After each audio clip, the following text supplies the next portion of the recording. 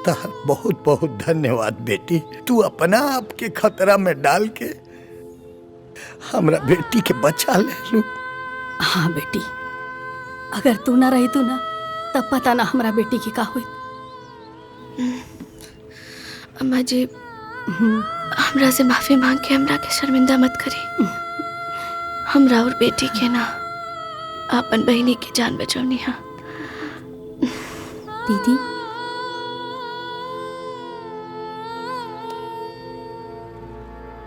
मरीज के घाव भरे में अभी समय लागी, यही से डॉक्टर के कहे के बा कि इनका कुछ समय खातिर हॉस्पिटल में रहे के पड़ी। काहे से कि बाहर के हवा लागी तो इनका घाव में इन्फेक्शन होवे के डर रही। ठीक है, जब ले सुमन ठीक से भला चंगा ना हो जाई तब ले ही हॉस्पिटल में ही रही। ठीक है डॉक्टर, धन्यवाद। प्रणाम।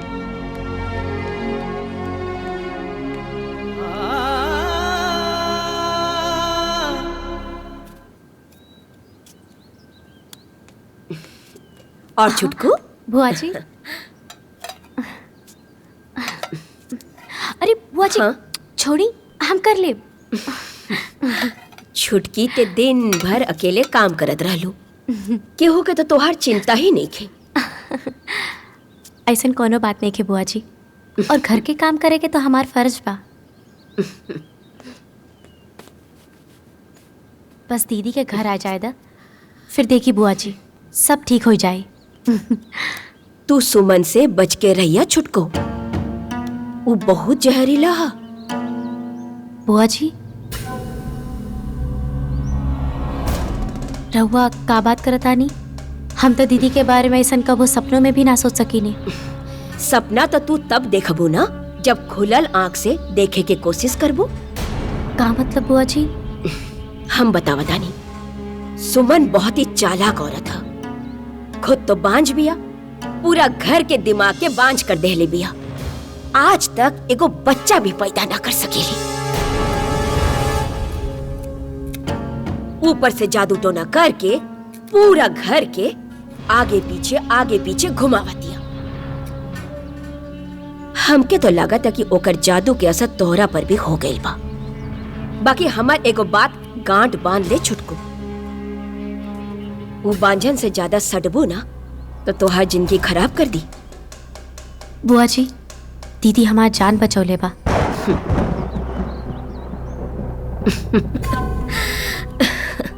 अरे वो अपन थोड़ा सा हाथ का जला लेहलस, तोहार तो बुद्धि में आग लग गई। खैर, हम तो तोहरा के समझा देनी, तू समझदार बाड़ू।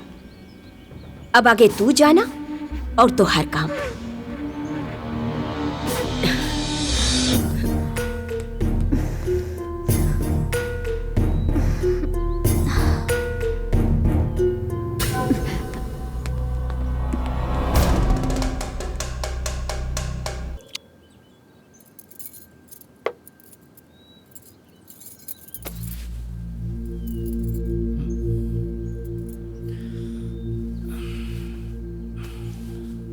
का भेलो? कहे इतना उदास लगा तारू? आज बुआ जी ना दीदी के बारे में बहुत उल्टा सीधा बोलत रहनी। तू बुआ जी की टेंशन मत ला, वो खाली थोड़ा भौजी से चिढ़ेली, यही से। चिढ़ेली? पर काहे? दरअसल बुआ जी विजय भैया के शादी अपना रिश्तेदारी में कोनो लड़की से करवावल चाहत रही, लेकिन विजय भैया के सुमन भौजी पसंद रही। अब बाबूजी भी ये बात के विरोध न कैले, भैया के शादी सुमन भौजी से करवा देले। अब इस सारा बात के बुआ जी अपन बेइज्जती समझ ली, आई सब के वजह वो सुमन भौजी के माने ली। यही से काहे बेगाहे मौका देख के उनका के कुछ न कुछ बोलत रहेली। इत सौती के खिस कटौती पे निकलला के बराबर हो गइल बाजी। उनकरा के केहू समझावे की कोशिश ना कैले का? विजय भी एक आध बार समझावे चाले, लेकिन भाभी मना कर देली। वो दिल के इतना अच्छा बड़ी कि कबो ना चाहिए कि दो आदमी के रिश्ता में कबो दरार पड़े। अच्छा अब चला सुझ जा, कैसे कि काल भौजी के डिस्चार्ज करावे खातिर हॉस्पिटल जाए के बना। हाँ, पहले दूध तो पी ली।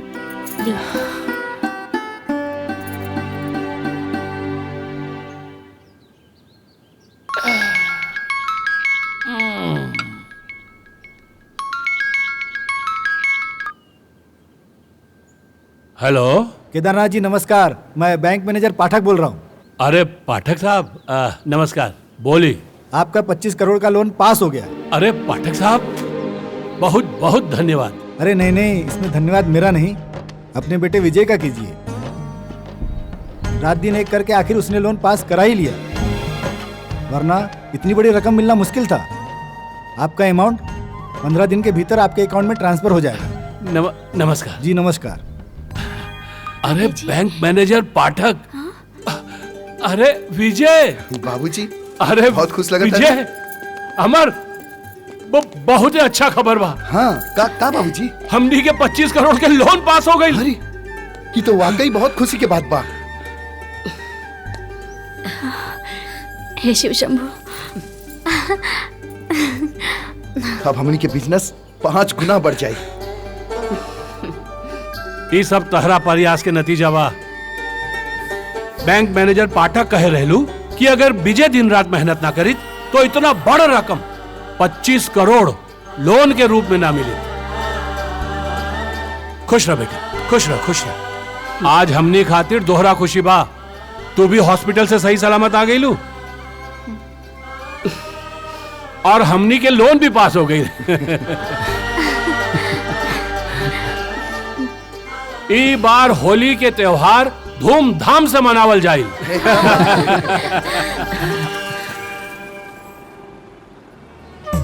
हैप्पी होली। हैप्पी होली माई। खुश रहा। होली मुबारक बेटा। होली मुबारक बाबूजी। खुश रह, खुश रह। हैप्पी होली। भाइयों को होली मुबारक होके। खुश रह। होली मुबारक। हैप्पी होली होली। मुबारक। खुश रह। हैप्पी होली। खुश रहा छटको। हैप्पी होली। हैप्पी होली। खुश रह। खुश रह। खुश रह, खुश रह। दादा के तू लगे? दो नहा पूतो भलो। ई का भइल?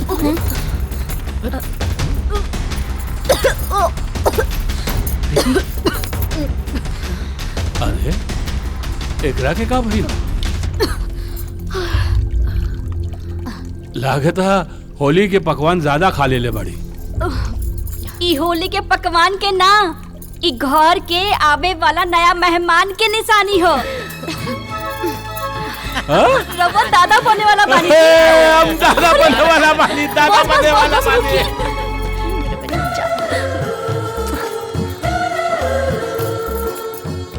हे शिव शंभू, राउर महिमा परम्पार बा।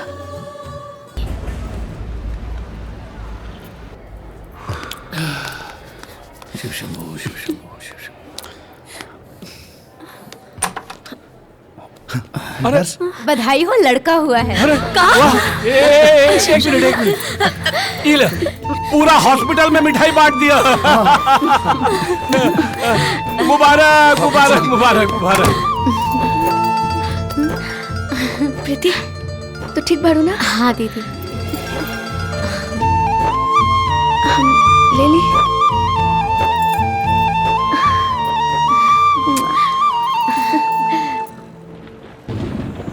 स्वामी, दूसरे की संतान से इतना लगाओ।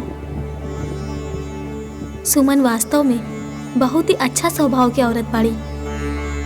हे देवी, तू जानत ताड़ू हम अवघर दानी बानी, यही से हमार भक्त हमरे ही स्वभाव के होखेला, और जे सबसे प्यार करेला ओकरा से हम प्यार करेनी।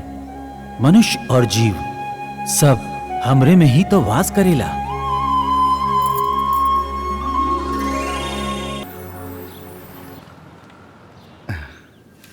ई देखी बाबूजी, लोन के पूरा पैसा हम बिजनेस में लगा देले बानी, और आवे वाला तिमाही में एक रिजल्ट भी समझ में आ जाए।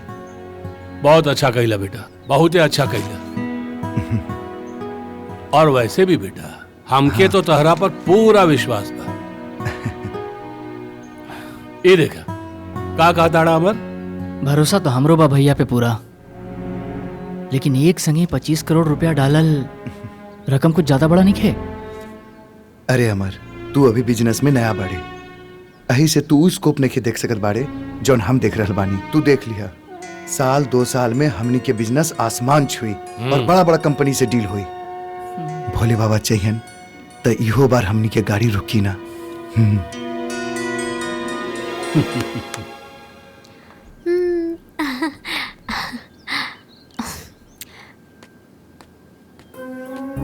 छोटको जी दबवा के मालिश कर देता नहीं।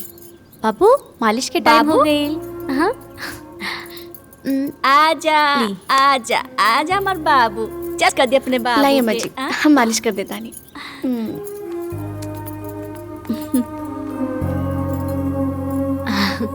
ना बाबू रोजे ना भैया, सो सो नो भैया सो जाओ ना, सो जाओ। हाँ छोटकू आई बुआ जी बैठी।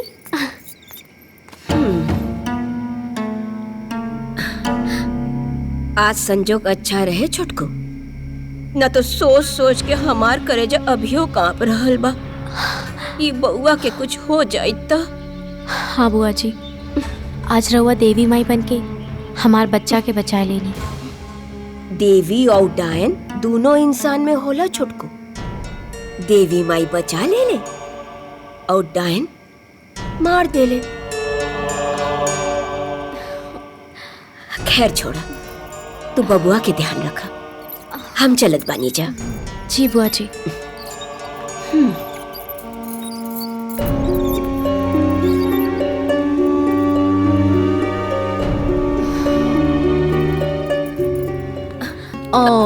का भाई लेक रखे? भैया चुप चुप चुप। ओ लो लो लो लो। का भाई प्रदीप? देखी ना दीदी, चुप ही नहीं के होत। हम देखी। ना बउआ बउआ बउआ, ओले ले ले मेरा बच्चा, चुप हो जा चुप हो जा। अरे रे रे रे रे राजा बेटा है।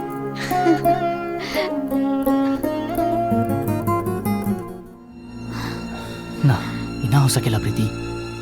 अरे वो फौजी तो बबुआ के अपना लड़का से भी ज्यादा मानेली।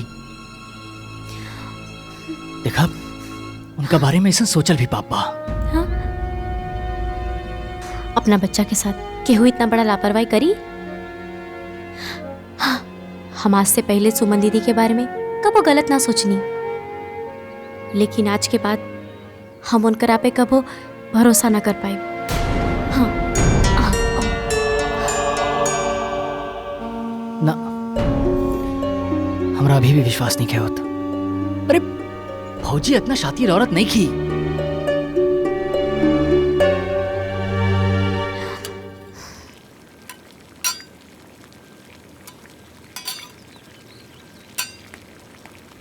अब प्रीति, हम बउआ के मालिश करे जाता नहीं तो खाना बना लिया। रहे दे दीदी, जरूरत नहीं खे, बउआ भी सुतल बा।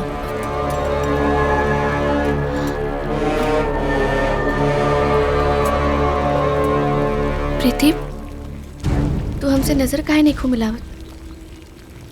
नाराज बाड़ू का? अबे में कौन बात हो गई दीदी, तो अपना बात हम अपना तरीके से ना कर सकीले।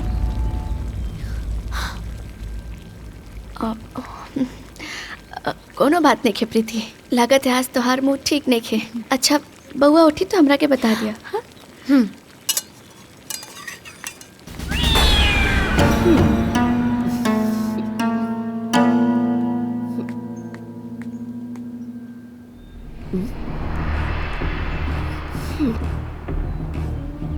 बुआ जी, कहीं रहुआ तो हमरा और प्रीति के बीच भ्रम पैदा करे की कोशिश तो नहीं करत?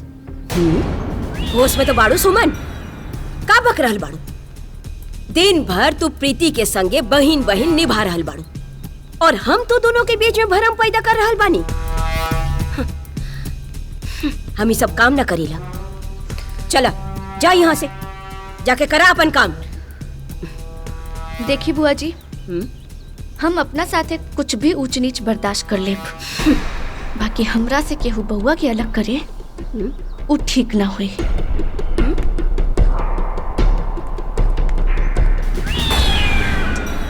अरे ते हमके धमकी देते रे बांझ। हम तोहर वो हाल करब ना कि लोग तोहर नाम पे थूकी भी ना। बुआ के भौजी के पास छोड़ के आयल बड़ू का? ना बुआ जी के पास। जिया जाग चूल्हे में लाग। इकुल का मजाक है बाबा?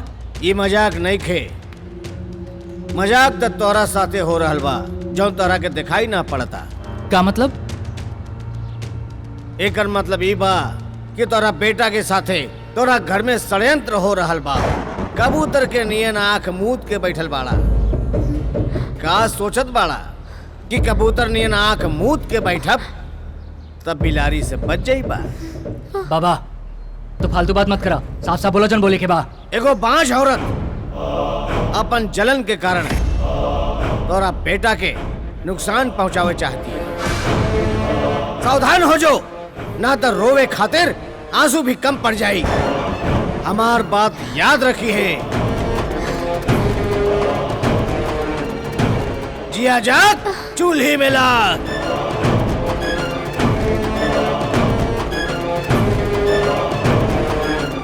प्रीति, अब भौजी की नजर भी हमने के लेका पे ना पड़े के चाहिए। चला। अरे रिनवा तू प्रैक्टिस कइल, जल्दी तोरो बिया भी करवा दे। रीना ना आजा बाबू, बाबू के मालिश की टाइम हो गई। आजा रे बाबा, आजा मेरा बाबू।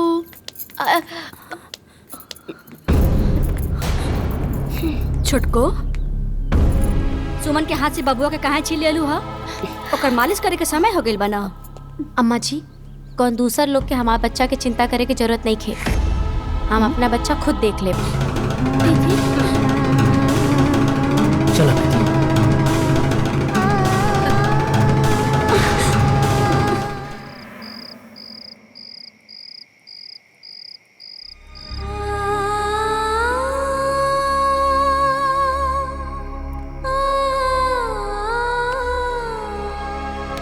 का भेल सुमन, काहे रोतारू?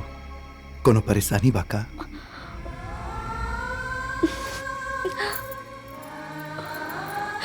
प्रीति हमरा से बउआ के ऐसे छीन ले ली, ऐसे छीन ले ली जैसे जाए दा सुमन, बर्दाश्त करा। प्रीति की मूड ठीक ना हो। वो ठीक की बात नहीं खेजी। आज से पहले भी वो हमरा संगे ऐसे कर चुकल बानी, और आज के बाद तो हम सपना में भी न सोच सके नहीं हमका बउआ के बुरा चाहे। भोले बाबा पे भरोसा रखा, वो अपना भक्त के कब्बो हारे न दी। बस तू अपना जगह सही रहिया, बाकी संभाले वाला तब भोले बाबा पड़न। हर हर महादेव, हर हर महादेव। स्वामी, आपके भक्त पीड़ा में बाड़े, रउआ कुछ करत काहे नहीं खे? तू बहुत जल्दी अधीर हो जालू देवी। हमके अपन भक्त के पीड़ा हमेशा ज्ञात रहेला। आगे आगे देखा का होता।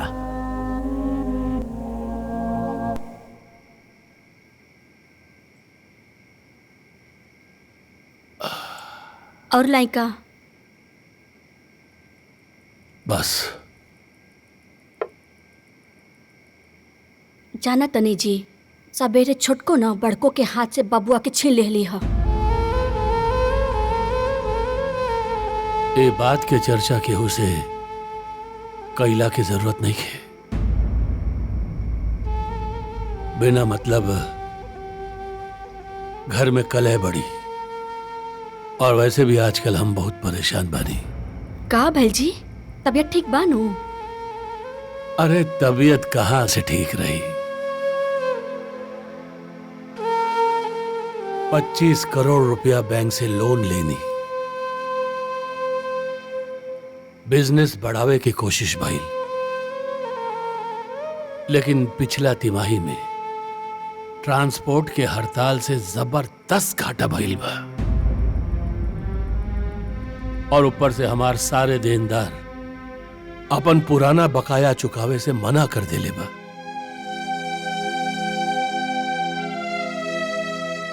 समझ में नहीं की आवत, इतना बड़ नुकसान की भरपाई कैसे हो पाई। परेशान मत हो कीजिए, सब बढ़िया हो जाए, चिंता मत करिए। अब ऊपर वाले के ही सहारा बा।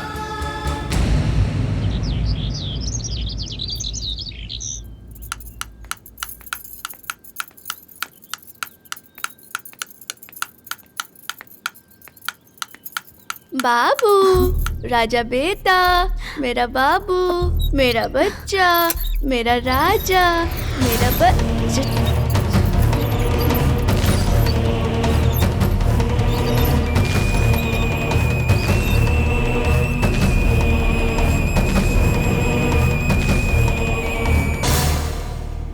अमर बबुआ, कुछ चाहिए का? हमरा जन चाहिए हम खुद ले ले।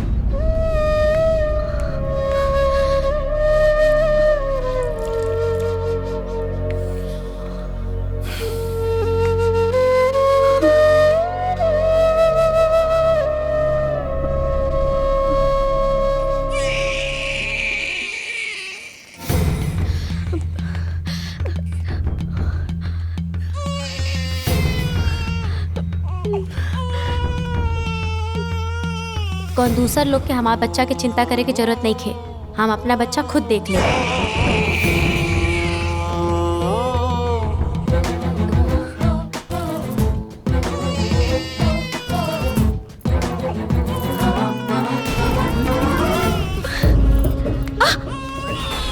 अरे बाबू बाबू बाबू आजा आजा। बोल बाबू हमार, चुप हो जा बाबू, चुप हो जा, चुप हो जा बाबू, चुप हो जा बाबू हमार, चुप हो जा। घाटा तो बहुत जबरदस्त भइल बा। अभी सोचे के बा कि घाटा के पूरा कैसे कइल जाई। रउआ चिंता मत करी बाबूजी, हमनी कोशिश करके ई घाटा के पूरा भी कर ले और आगे बिजनेस में प्रॉफिट भी कर ले। का अमर ठीक करल बानी नु? 25 करोड़ के घाटा तारा मजाक लागता? अरे जिंदगी बीत जाई लोन चुकावे में यार, पता ना तब चुकी कि ना चुकी। अब तो बिजनेस के प्रॉफिट मिले आवे के बात करता रहा।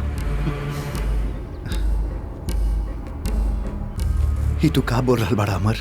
आदमी अगर कोशिश करे तो का न कर सकेला। कोशिश? अरे कोशिश तो तू कहीं नहीं बड़ा। बिना सोचले समझले बैंक से 25 करोड़ के लोन ले लेला, बिना प्लानिंग के वो पैसा के बिजनेस में डाल देला। गलती कर तू, आओ करा के जिंदगी भर भरी हम।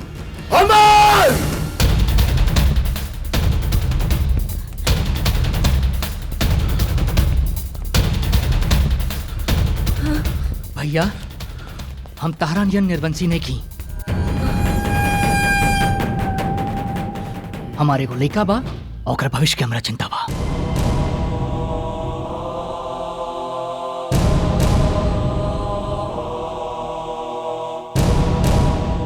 तोरा का लगता कि हमरा बुआ की चिंता नहीं खे? चिंता काहे नहीं खे? हतरा चिंता बा कि ओकर देख रेख लोग तंत्र मंत्र से कर रहा बा। अमर! बाबूजी एक मिनट, तू कहल का चाहता रहा? साफ साफ कहा ना अमर, एक को शब्द ना कही। बाबूजी! हमरा के बोले दिया जब बोल के रहो।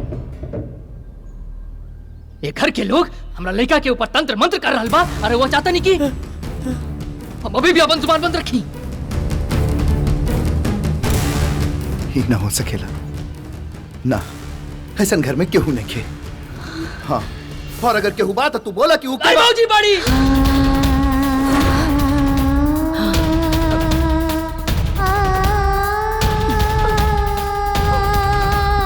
अपने तो 5 बाड़ी ही जलन से प्रीति के माई बनी के सुख नहीं देख सका।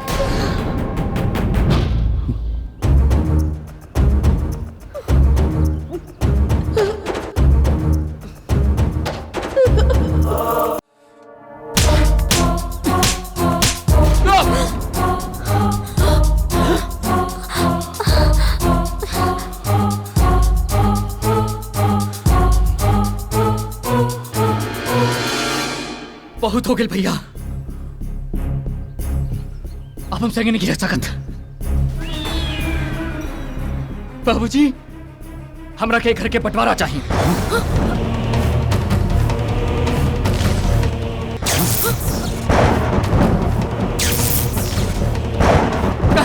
नहीं चाहत कि जौन कुछ भी बाचल बा वो भी इनका वजह से खत्म हो जाए। ना अमर, ऐसा मत बोला। ये घर स्वर्ग जैसन बा, एकरा के नर्क मत बनावा। तू चाह तक कुल संपत्ति ले ला और लोन भी हम खुद चुकता करा। हाँ लेकिन बंटवारा के बात मत करा। ये घर के इज्जत मजबूती के मत तोड़ा अमर। हे अमर, तिनका जोड़ के इतना बड़ घोसला बनावले बानी। एगो अरमान बा बुढ़ापे में ये हमार दुनो बेटा हमार दुआग बन के रही। ए बेटा, हमारा अरमान के गला मत घोटी। हाथ जोड़ो सर, बंटवारा की बात मत कर बेटा, बंटवारा की बात मत कर। ए बाबू, ना ना, ये बंटवारा ना होए बाबू, ऐसा मत कहा। अब ए बुढ़ापा में इहे कुल देखल बाकी रह गइल बा। ऐसा मत करो बबुआ। बस माई, पानी सर से बहुत ऊपर निकल चुकल बा। जी हमार भैया से रिश्ता खत्म। आज से भैया अपना रास्ते और हम अपना रास्ते। अमर,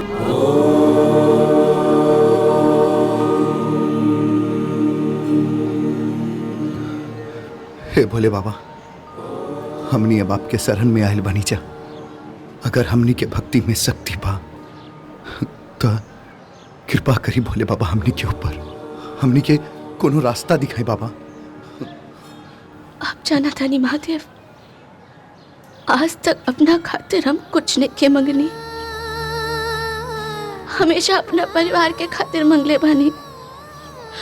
बाकी आज हम रवा के झोली पे लाके मांगता नहीं। अपना पति के सफलता दी महादेव, अपना पति के सफलता दी। इनकरा के दिन दूना रात चौगुना आगे बढ़ाई। हमने के कष्ट से मुक्ति दिलाई भोलेनाथ, मुक्ति दिलाई।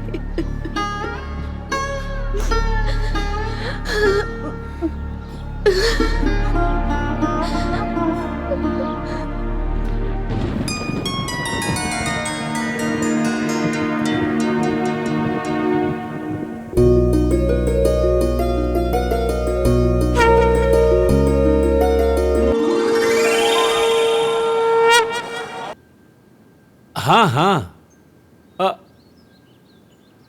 अरे हाँ, देखी रहुआ से हम कल बात कर रहे थे नहीं, ठीक है?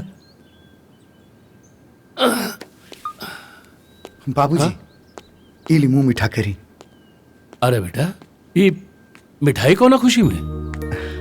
दरअसल बाबूजी, जहां हम इंटरव्यू देवे गए रहनी, वो कंपनी के मालिक हमार पुराना दोस्त संजय निकलल। वो अपना कंपनी में हमके पार्टनर बना लेलस। हमार पुराना सारा लोन चुकता करे के जिम्मेदारी भी ले लेलस। बाबूजी, अब हमनी के सब दुख दूर हो जाए। अब कोनो चिंता के बात नहीं खे। अरे बेटा, ये तो बहुत है खुशी की बात बा, बहुत है खुशी की बात बा। इला मुंह मीठा कर, मुंह मीठा कर। रमो खाई। ली। तू हमार लाज बचा ले लू भोलेनाथ।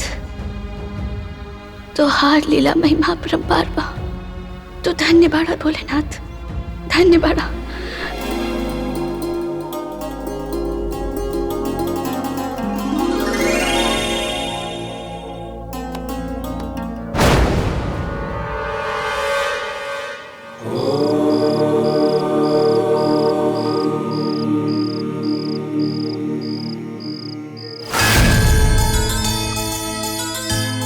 हे भक्त विजय, नेत्र खोला।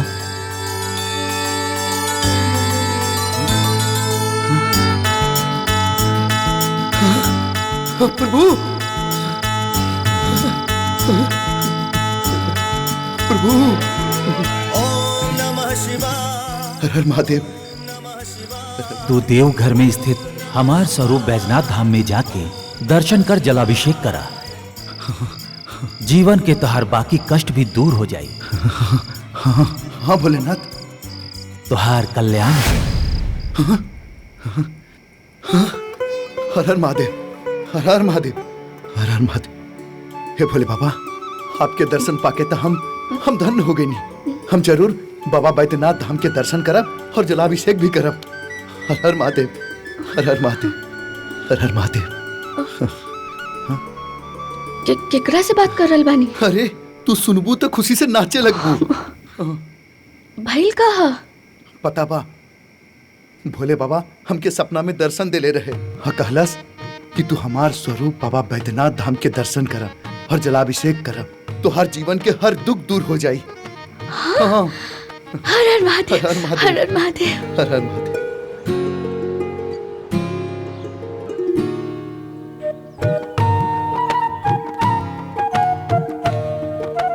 जय हो भोलेनाथ। हाँ, अमर, हम बाबा बैद्यनाथ। हाँ।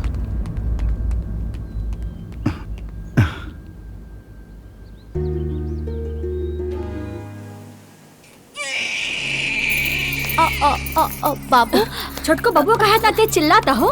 बाबू, अम्मा जी काले से बुखार बा एकरा के और लागत आप पेट में भी दर्द हो रहा बा। अरे तो डॉक्टर के काहे ना दिखौलू हा? केकर इंतजार बा? बुआ जी पापा गईले हैं दवाई लावे खातिर। हाँ? हमके लागत है कि पेट में दर्द और बढ़ गई बा। दी। ओले मेरा बाबू, ओले मेरा बच्चा, ओ बाबू।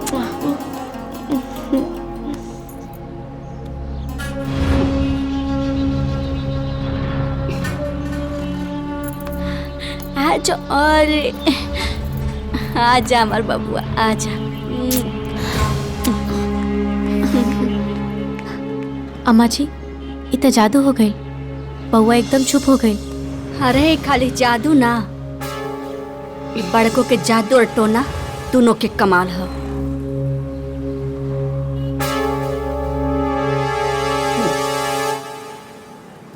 बाबूजी। विजय, खुश रह बेटा, खुश रह। आ गए बेटा? हाँ हाँ बाबूजी। बाबा वैद्यनाथ के दर्शन अच्छा से भइल ना? बहुत बढ़िया से दर्शन हो गए बाबूजी। ठीक बा बेटा, जाके माई और बहुरिया से मिल ला। ठीक ठीक बा बाबूजी।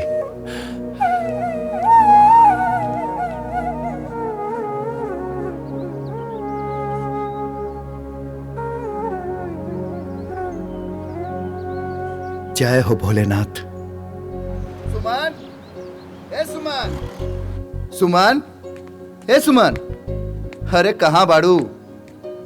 सुमन, अरे बताई। है देखा, एमे बाबा बैद्यनाथ धाम के प्रसाद बा, खुद भी खा लिया और घर में भी सबके खिला दिया और टोला मोहल्ला में भी बंटवा दिया। ठीक बा? ठीक बा। हाँ। एमे कुछ खट्टा तो नहीं खे? अरे एमे खट्टा काहे होई? बाबा बैद्यनाथ धाम के प्रसाद बा, एमे खट्टा काहे होई? हाँ? खट्टा मतलब तोहरा खट्टा खाए के मन करता? मतलब तू पेट से बाड़ू? मतलब हम बाप बने वाला बानी? अरे हम बाप बने वाला बानी? हे बाबा बैद्यनाथ, हे बाबा बैद्यनाथ धाम, जय हो। हर हर महादेव। अरे वाह, जय हो भोले बाबा, हम बाप बने वाला बानी।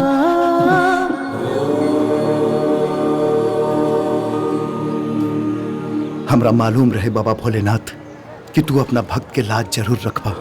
अरे जेकर नाथ तू बाड़ा, वो अनाथ कैसे हो सकेला? हमार प्रण बा कि हम हर साल बाबा बैद्यनाथ देव घर आपके दर्शन और जलाभिषेक करे जाए। हर हर महादेव। का हाल समाचार बा माया बहिन?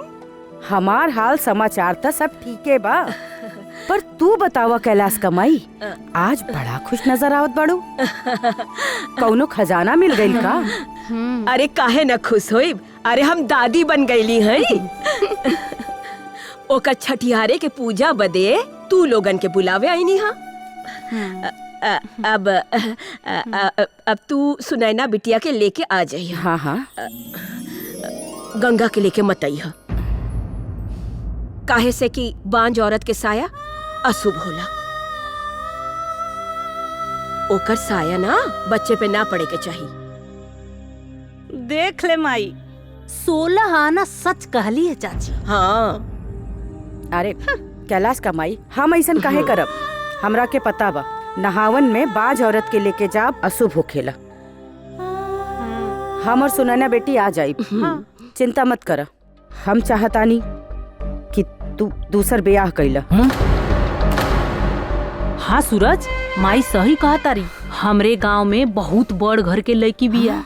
इतना धन प्रॉपर्टी बा कि शादी के बाद कुल तोहार हो जाई। दीदी ये कैसन बात कर बाड़ू? ये कबो ना हो सकेला। गंगा से हमार जन्मो जन्मांतर के रिश्ता बा। अरे तोहरा के तो शर्म आवे के चाहिए सब बोले में।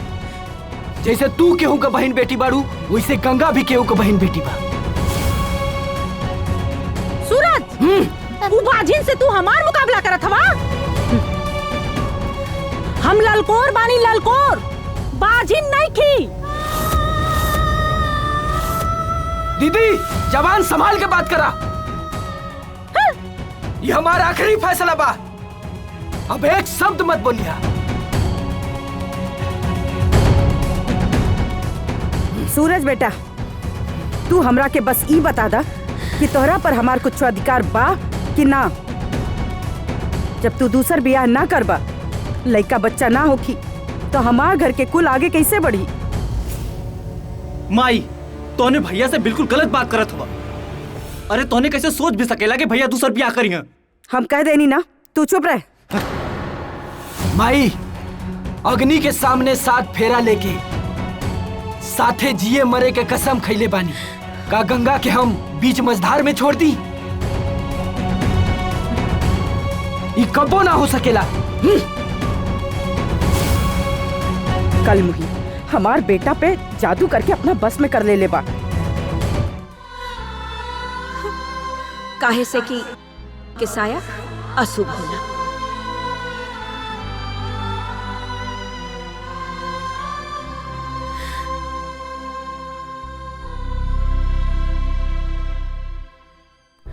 काजी, इतना उदास काहे बानी? कौनो बात ना बा, कुछ काम धाम के टेंशन में बानी। अच्छा, तब रउआ झूठ भी बोले लगनी है। और वैसे भी रउआ के झूठ बोले ना आवेला। हम मायूर दीदी के बात सुन ले बानी। ठीक है तो कहता वो सब। ये कबो ना हो सकेला। एक बार सोच के तो देखी। गंगा, आज के बाद तू ये सब बात ना बोलबू। हम तोहरा बिना अधूरा हैं। श्याम, अब तो हमन के शादी होई ना, काहे कि सूरज भैया की शादी तो हो गई। तो ये सब छोड़ा, तू बतावा हम कब आई तोरा घरे माई बाबूजी के लेके ब्याह के बात करे खातिर? श्याम का भइल? हम कब से बकबकात हई और तू हवा की। का बताई राधा, घर में कुछ अच्छा ना चलत बा। घर में महाभारत मचल बा। काहे? भैया भौजी के ब्याह के 5 साल बीत गई, लेकिन भौजी के गोद अभी भी ना भरल। यही खातिर माई भैया के दूसर ब्याह कराव चाहत बाड़ी। दुनिया कहाँ से कहाँ चल गई। अम्मा के सोच अब वही बा। श्याम, हमरे संगे ऐसन भइल तो तू हमरा के छोड़ देवा का? ना राधा, हम तोरा के कबो ना छोड़ब। ई कबो ना हो सकेला।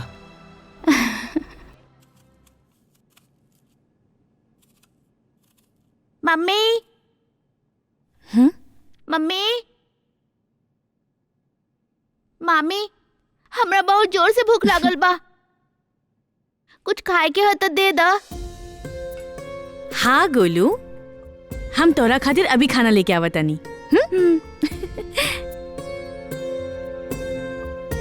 ई देख, दाल और भात।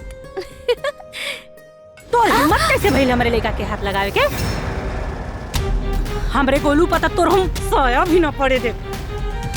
बाजिन कहीं की।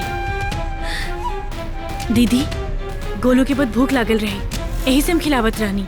अरे डायन, हमरे भाई का तो जिंदगी खराब कर देली। अब हमरे लड़का पे तोर नजर बा।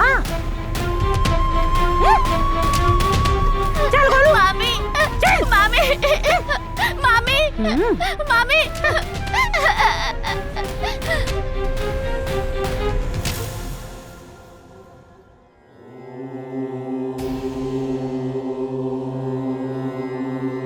बाबा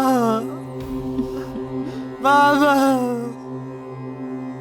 बाबा बाबा कुछ करे बाबा बाबा भगवान कृपा करी। कुछ करे बाबा।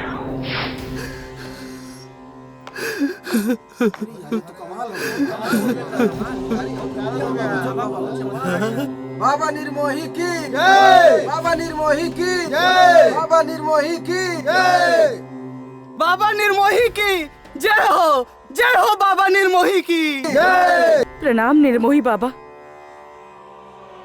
हम माया देवी बानी, बहुत दुखी बानी। बोला का परेशानी बा? बाबा हम दूर से बड़ा आस लेके आइल बानी। हमार बहू कई बरस बीत गई पर ओकर गोद ना भरल, कौनो लइका बच्चा ना हो रहल बा। बाबा अगर आपके आशीर्वाद मिल जाई तो ओकर गोद भर जाई, उ भी लइकोर हो जाई और हमो दादी बन जाई। बाबा चिंता मत करा, परेशान होके के कोनो जरूरत नहीं के। तू दादी जरूर बनबू, भगवान की कृपा हो। जय हो निर्मोही बाबा की। एसपी साहब जैसन आप सोचले रही उसे कहीं बड़ खतरनाक आदमी बा। सराफत के आड़ में एकरा धंधा खूब फलत फुलत बा। एकर सब इंफॉर्मेशन हम जमा कर लेले बानी। अब हम रउआ के पास आवतानी।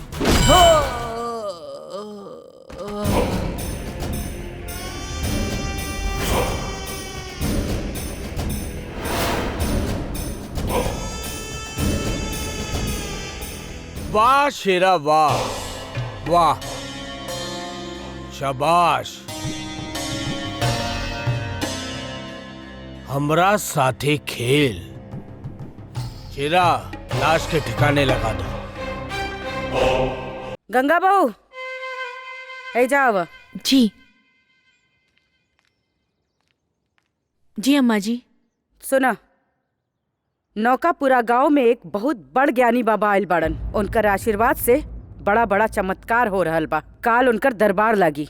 हम चाहत बानी कि तू चल के उनकर आशीर्वाद ले ला, शायद तोहार गोद भर जाए। माफ करिए अम्मा जी, हमके केहू बाबा पे विश्वास नहीं खे। भोलेनाथ बाबा सब ठीक कर दी हैं, हमरा विश्वास बा।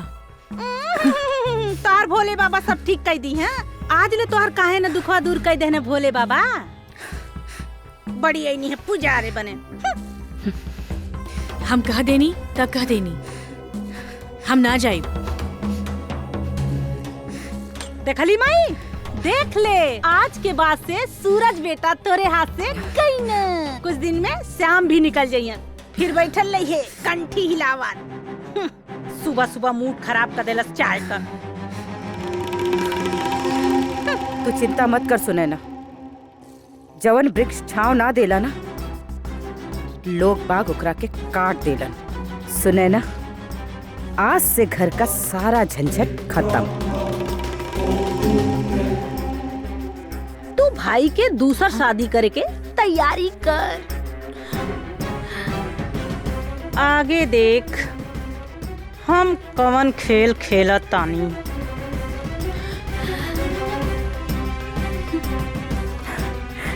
अरे वाह,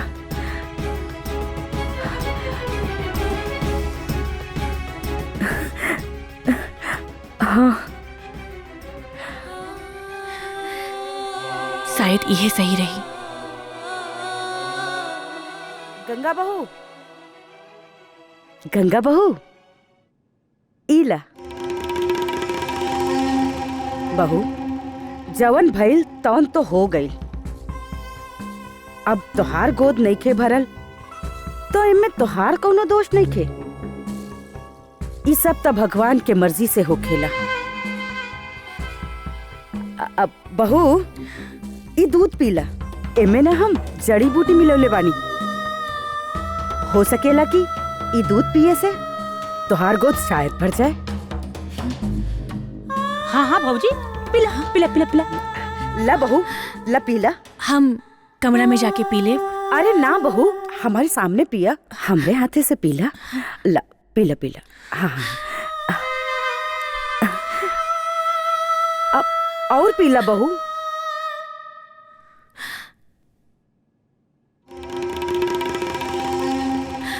हम ऊपर जाके पी लेब। हाँ हाँ बहू, जा अपना कमरा में बैठ के आराम से पी ला, ठीक है? जा।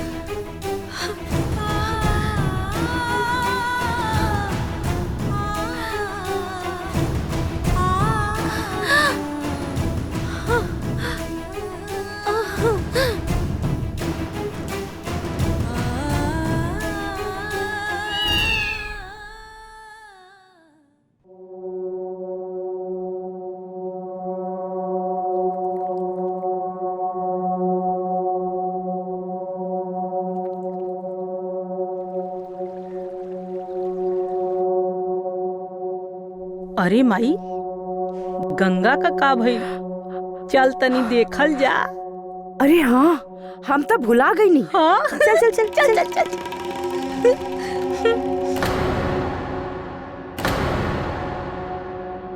ये बिल्ली कैसे मर गई?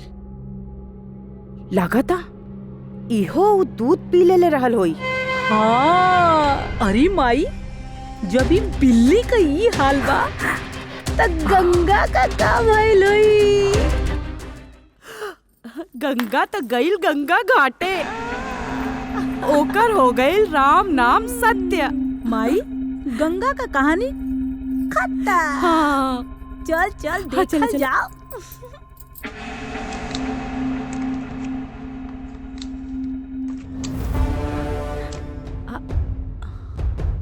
दिखात नहीं के कहाँ चल गई?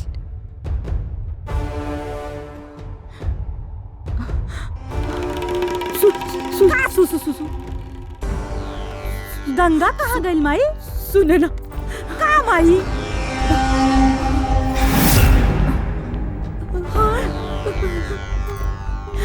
माई,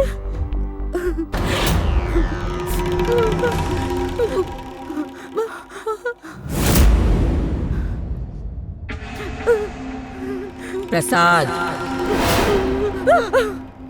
प्रसाद।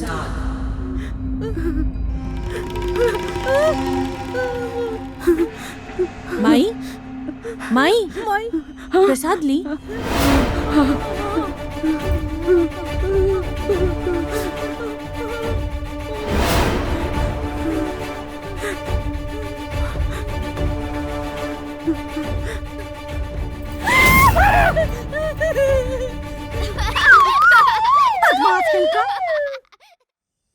हे भगवान, ऐसन कैसे हो गई?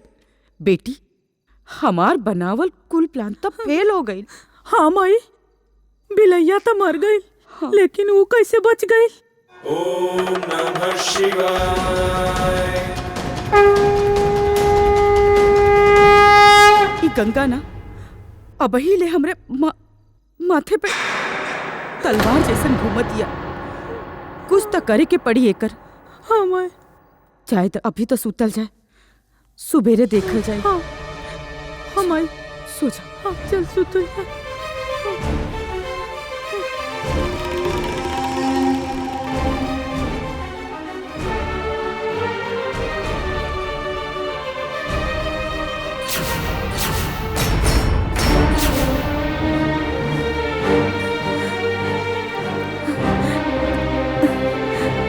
गंगा छोड़ दो, हमरा के छोड़ दो, छोड़ दो, हमरा के छोड़ दो गंगा, गंगा छोड़ दो, हमरा के छोड़ दो गंगा, छोड़ दो गंगा।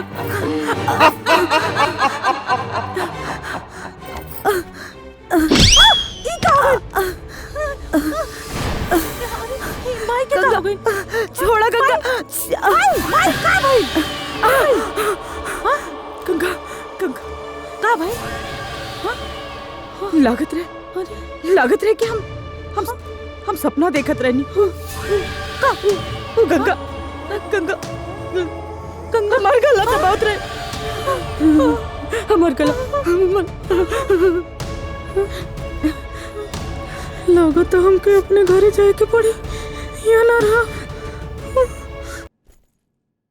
गोल लगा तानी माई। खुश रहा बेटा, खुश रहा। सूरज बेटा, हाँ माई। एको बात कहे के बा। का? पास के गांव में एक बहुत बड़ ज्ञानी बाबा आयल बड़न।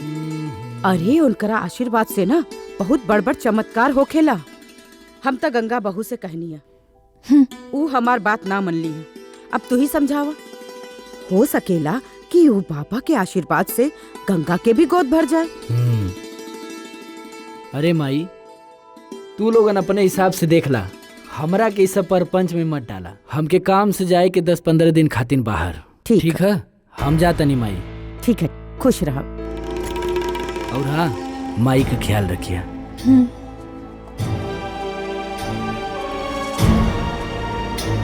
अम्मा जी, मुझे रहुआ। अरे भौजी, दवाई तो होते बा, एक बार दुआ करके भी देख ला। दुआ से लोगन के बहुत कल्याण भइल बा और माई के बात भी रह जाई। आज बाबा के जन्मदिन भी बा और रंग उत्सव में भी शामिल हो जाल जी। तो ठीक बा, हम राधा के लेके वही जावत। यही बहाने बाबा के दिव्य दर्शन भी तो हो जाई। बाबा इनकर कल्याण करी, बहुत दुखियारी बाड़ी। प्रणाम बाबा। खुश रहा। अरे ना ना ना, ऊपर बैठा।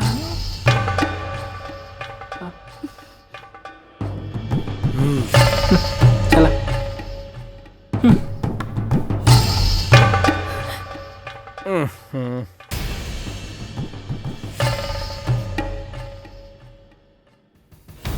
का समस्या बा? बाबा, शादी के 7 साल हो गए, लेकिन बच्चा ना होत बा। हमर सास ननद हमके जिए ना देत बाड़ी और हमार पति हमके तलाक देवे के कगार पे आगे बड़े। बाबा, हमार गृहस्थी डूबे वाला। अब आप ही के सहारा बा, कुछ करी बाबा। भगवान कृपा करी, चिंता मत करा, सब ठीक होई, सब समस्या के हल होई। पुष्पा। हाँ बाबा। प्रसाद लेके आवा। ली बाबा। ली। ई का बाबा? दवाई है, प्रसाद है बाबा की, पीला, सब समस्या के।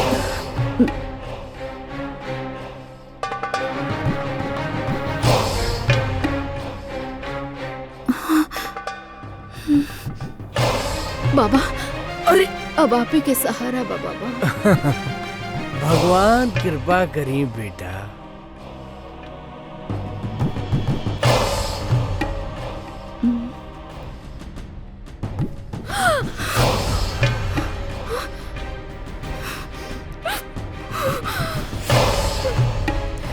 ई का कहला बाबा? तोरा समस्या के निदान। तोहरा के तो सब भगवान समझेला ना, लेकिन तू बाप और बेटी के रिश्ता के भी कलंकित कर देला। तोहरी ढोंग के ढिढोरा हम पूरे गांव समाज में पीटब। ऐसन बात बा तो हम तोहार पति के वो हाल करब कि केहू के पता ना चली। हे ढोंगी, हम तो मजबूर बानी, लेकिन वो एक दिन जरूर आई जे तोरे काला साम्राज्य के खत्म कर दी। वो कोई और ना, एक नारी रही। ये पतिव्रता स्त्री के तो श्राप हो, श्राप हो।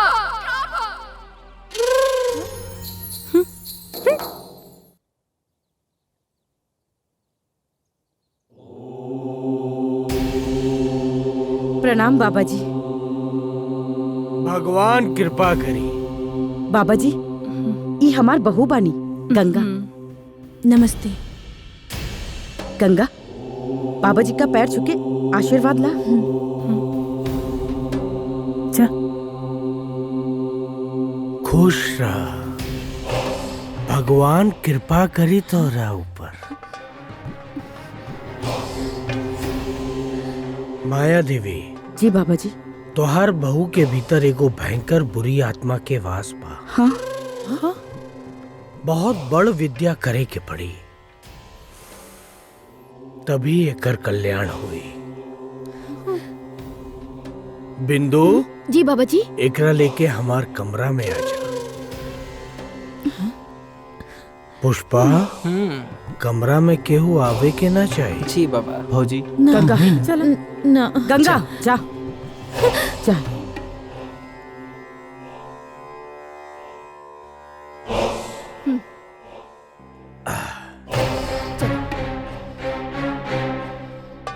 बैठा ना। हाँ? आवा आवा बैठा ना। अरे बैठा ना। देखा हाथ चक चक चक।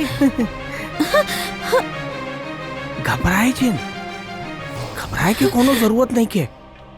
और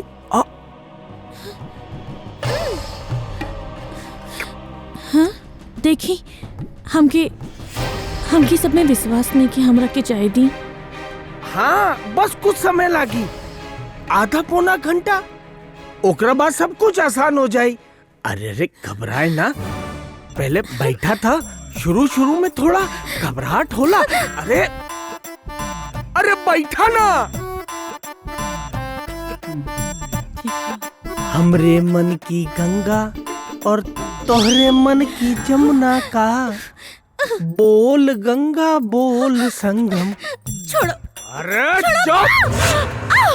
देखा गंगा राम, हम सीधे से कहता है भोलेनाथ हमरा के छोड़ा। अरे भोलेनाथ का करियन, भोलेनाथ हम कहीं करे के पड़ी ना। तुम्हारी समस्या का निदान। भोलेनाथ।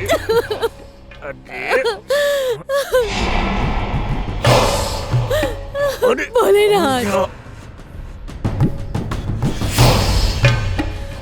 हाँ?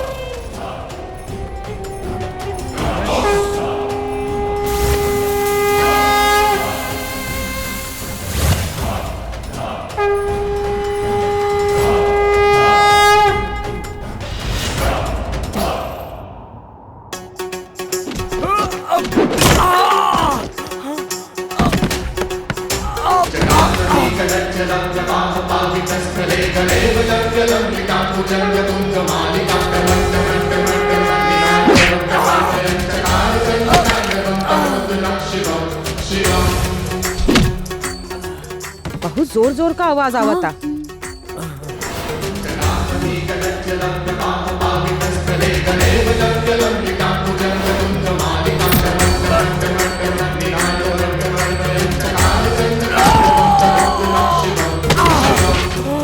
निकला था भूत निकला था।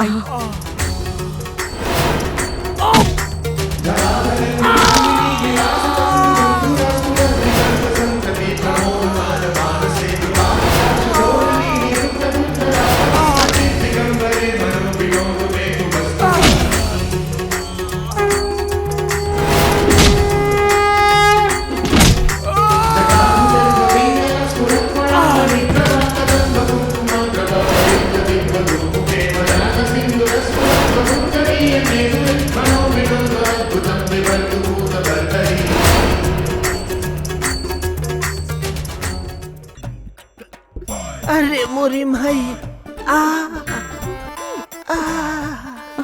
आई फोर दुखाता। माया देवी। जी महाराज जी। तुहार पतों के शरीर में बहुत बड़ चुड़ैल बा। देखा का हाल हो गई हमारे। हाँ बाबा जी। अरे का बोली, हमके बहुत बड़ा अनुष्ठान करे के पड़ी। हाँ ठीक बा बाबा जी। और हमके पावर की जरूरत बा। अच्छा तो हमके कुछ वक्त दा। ठीक है। फिर आके हमसे मिलिया। हाँ अच्छा। चाहिए बाबा। भगवान कृपा करी। संभाली बाबा। चला बेटी। चल चल चल चल चल चल चल चल बाबा के पास। का भइल बाबा? भौजी भौजी भौजी का भइल भौजी? भौजी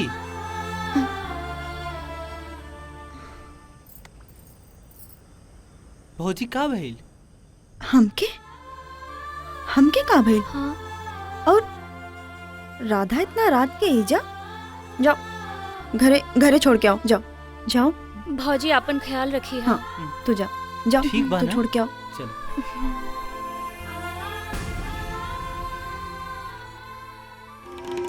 गंगा गंगा गंगा ई का कैलू हाँ? इतना सिद्ध पुरुष का अपमान कर देलू। अरे उनका श्राप लगी ना तो तू कहीं का न रह। कल सवेरे सवेरे चल के उनकरा से माफी मांगला। अम्मा जी रउआ समझत काहे नहीं की? वो साधु ना शैतान ह। ओकर नजर हमरा ऊपर गलत बा। हम ना जाई। अच्छा वो शैतान है, ओकर नियत खराब है, तोर नियत बहुत बढ़िया है। अरे गंगा इतना शुद्ध पुरुष के लालछन लगावत का तो के शर्म ना आवत है? तू ठीक ना कर तो गंगा। दीदी एका कहता नहीं भोले बाबा से डराई का? भोले बाबा लगा रख ले बाड़ू। हाँ तो हार भोले बाबा इतना बड़ा भगवान होता ना तो तू कब का माई बन चुकल हो तू। हाँ माई भोले बाबा सुनो कई साल से हम पक गए नहीं। एक काम कर भोले बाबा का शिवलिंग उठाओ और ले चल के विसर्जन कर दे। सही कहा। हाँ। ना ये गंगा, हटा हट के जो। दे। हट जो गंगा। ये अनर्थ मत करी। गंगा, ये हटा के दे। हाँ, ना छोड़े हमके। जो मार बहुत हो गई दरवाजा बंद कर। जल्दी छोड़ चल। सारे फसाद का जड़ यही शिवलिंग है ना, आज यही के फेंका। हाँ।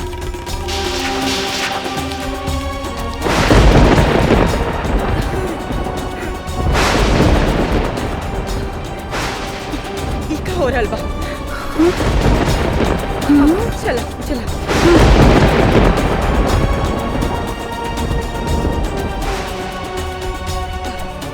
संभल के भाई संभल के। ई का होता है?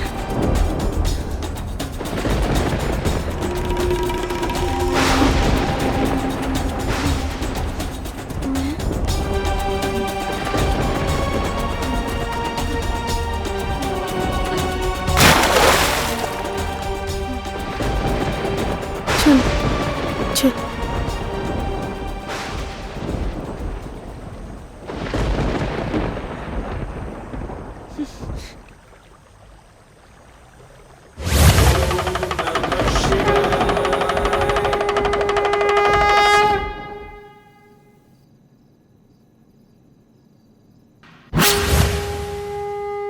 बम बम भोले।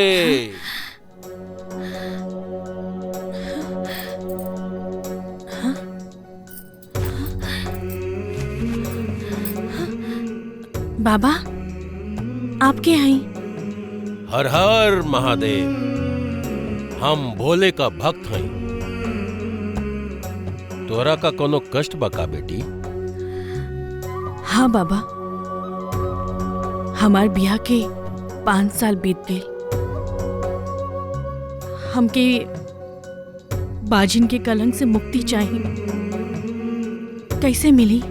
तोहार सब कष्ट दूर हो जाई। एकरा खातिर तोके एक व्रत करे के होई। हम व्रत करब। कलंक से मुक्ति चाहिए। हम सब करब। बताई। ठीक बा, ध्यान से सुनिए बेटी। तोके आधी रात के नदी किनारे जाके नदी के मिट्टी से शिवलिंग बनाकर ओकर पूजा करे के हुई। ऐसन तो के 11 सोमवार तक करे के। लेकिन ध्यान रखी हो कि व्रत के बारे में केहू के कुछ पता न चले, यहाँ तक कि तोहरे पति के भी, अन्यथा तोहर व्रत भंग हो जाए और तोहर इच्छा कभी पूर्ति ना हो पाई। हम केहू के ना बताई। सौगंध भोलेनाथ।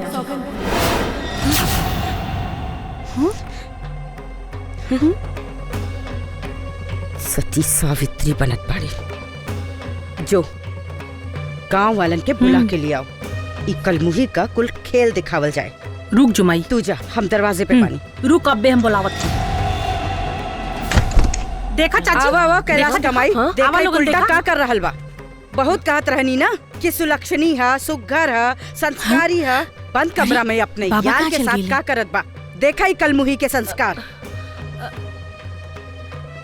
अरे का माया बहिन, जब देखा तब अपन बहू के पीछे पड़ल रहलू। हाँ चला, अरे चला हो, ये महतारी बिटिया ना हमेशा नौटंकी करत रहेली। चला कैलाश कमाई पगला गइल बा का? वो आदमी कहाँ चल गई? अब ही तो यही रहल।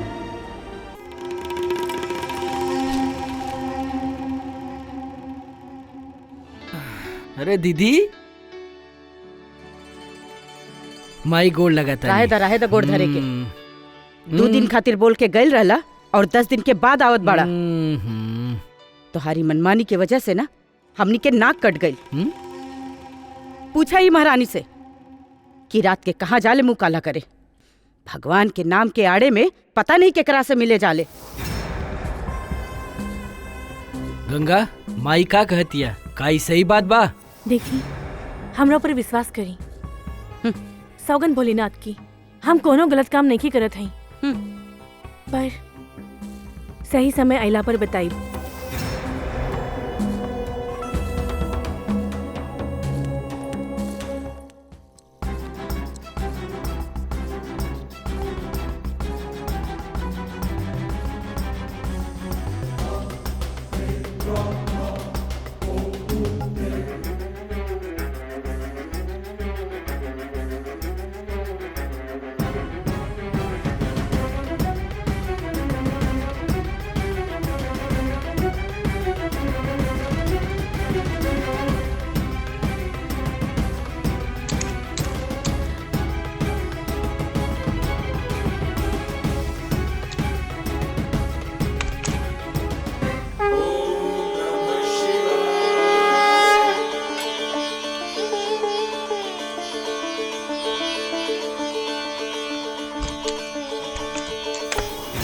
आ गइलू? हाँ? करे आइलू मुंह काला? अम्मा जी, रात भर घूमलू। बुला सुने ना। ए सूरज, ना आवा देखा आज अपने सती सावित्री अंदर चला। पत्नी के। ना, अभी रात हम को कहत बानी ना, ऐसा चला। कोनो बात नहीं की। हाँ छोड़ी, हमारी बात सुनी। सूरज, हमार घर के मान मर्यादा ए, मिट्टी में सूरज! मिला देलू। तू ठीक ना कर तू गंगा। सूरज के बुला। सही बोल। आवा दा सूरज। कहाँ से आवत है इतना रात के? आवा देखा देखा अपने सती सावित्री पत्नी के। आधी रात के कहाँ से कांड कई के आवत हई? पूछा। गंगा, तू काहे हमरा के नीचा दिखाओ पे तुलल बाड़ू? अरे तोहार इज्जत बचाओ खातिर हम अपना परिवार के खिलाफ गईनी, तोहरा से शादी कईनी। माई सही कहतिया। तोरा पास एकर जवाब है? बोला जवाब है? ना है। भैया, ये तू का कहत बा? भौजी देवी जैसन पवित्र है, तो माई के बात पे भरोसा करत हवा? ये बात बिल्कुल बर्दाश्त से बाहर बा। ई खाली दहेज के लोभी बिया, दहेज की लोभी। बदतमीज कहीं का। इतना बड़ हो गई तू कि एकरा सामने हमार बेइज्जती कर रहल बाड़े। औलाद बाड़े के दुश्मन। ई भाई है।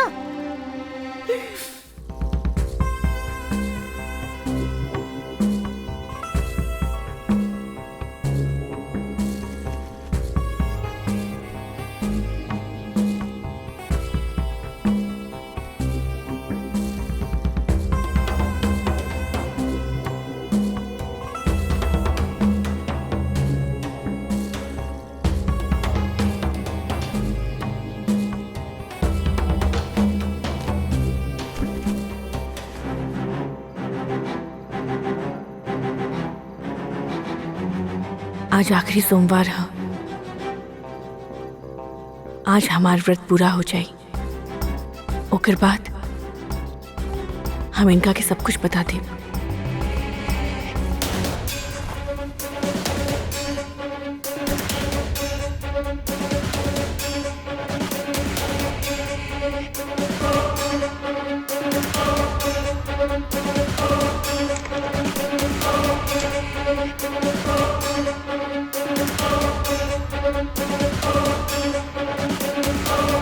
फिर गई।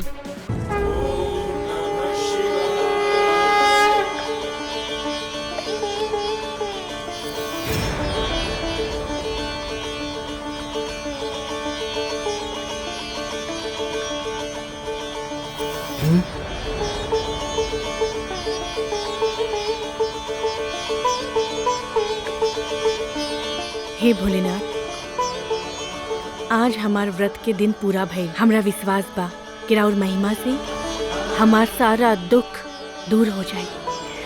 जय भोलेनाथ। देखा अपने सती सावित्री पत्नी के अधी रात के कहां से कांड कई के आवत हई। काहे हमरा के नीचे दिखाओ पे तुलल बाड़ू? तोरा पास एकर जवाब हा?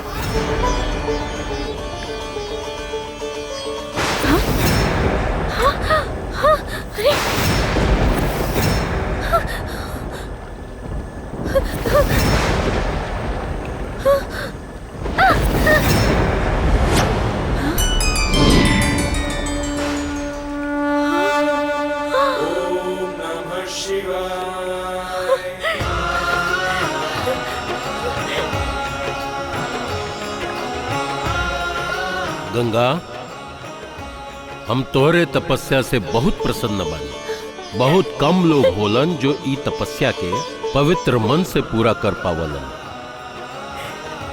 बोला गंगा, तो के का चाहिए? आपके दर्शन हो गए, हमार जीवन धन्य हो गई। अब हमके कुछ ना चाहिए, कुछ ना।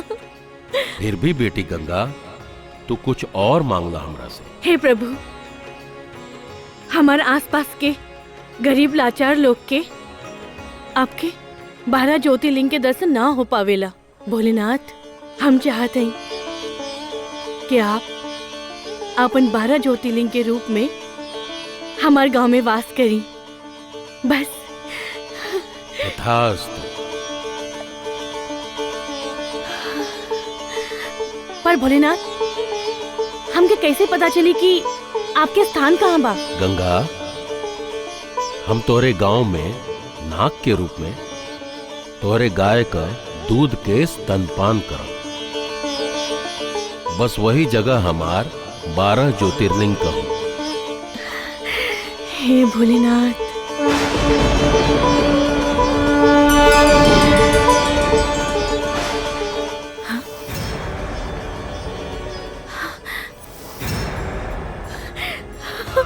हे भगवान,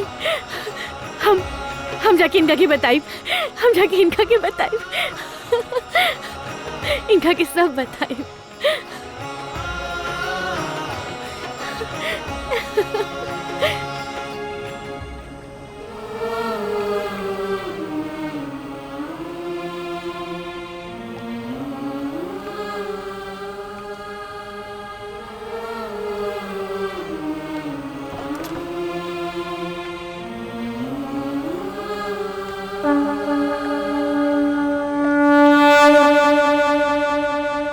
हे भोलेनाथ, हमरा के माफ कर दी। हम गंगा जैसन पवित्र औरत के गलत समझनी। हमरा से बहुत बड़ गलती हो गई भगवान। हम गंगा पे शक कैली। हमरा के मालूम ना रहे कि हमार गंगा इतना बड़ काम करिए। ये हम कब्बो ना सोचले रहनी। हमरा के माफ कर दी भगवान। आपन पसंदीदा फिल्म देखे खातिर डाउनलोड करी दंगल प्ले ऐप।